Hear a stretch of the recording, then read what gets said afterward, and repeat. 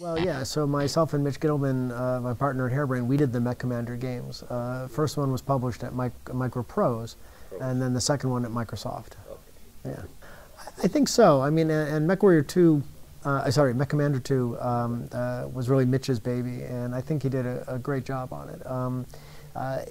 It's always a balancing act, because an RTS, managing it in real time, means that you can't deal with tons of detail that's inside of the BattleTech mechanic and the mechs, right? I mean, managing all of the different weapon systems and their heat and all the other stuff. That's why it kind of had to, for an RTS, kind of take a step up, right? And so that's why, for instance, heat was not a factor, right? You didn't have to balance with it. One of the things we're excited about in this one is because it is turn-based, we can actually, let you manage all of that stuff in more detail.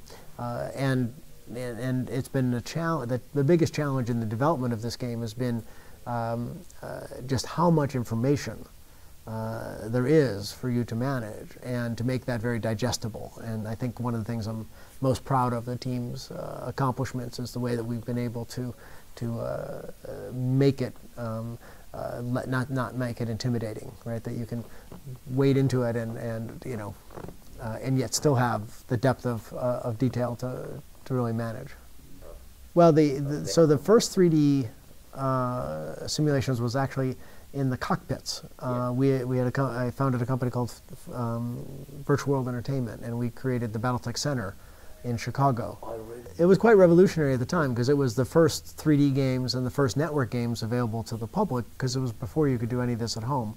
We started that project in 1987, and we opened up that center at the end of '89, and so that was quite revolutionary. And then working with Activision to bring the 3D to the home in the early '90s, and then of course with MechWarrior 2 in '92 was kind of the first breakout of that. And there's been, I think, 4 in the MechWarrior series, 2 in the MechCommander series, the Mech Assaults, and then, well, actually, I mean, if you include all the other variations like MechWarrior 2 Mercenaries, I think in total it's like 15 different video games that have been made in the universe. Yeah, no, that was, so the Crescent Hawks Inception and Crescent Hawks Revenge were developed by Westwood. Yeah, oh yeah, I really enjoyed working with Lewis Castle on those games. He did a fantastic job, and of course, they went from there on to Dune and on to Command and Conquer, but those RPGs were really quality pieces of work, and that was actually the last game in which a mech could do melee. It was when you threw a punch, the word punch showed up. I mean, because graphics were very, very, crude in the day. But yes, that was the last time. So now we're happy that we can bring that to life in a much more visceral way.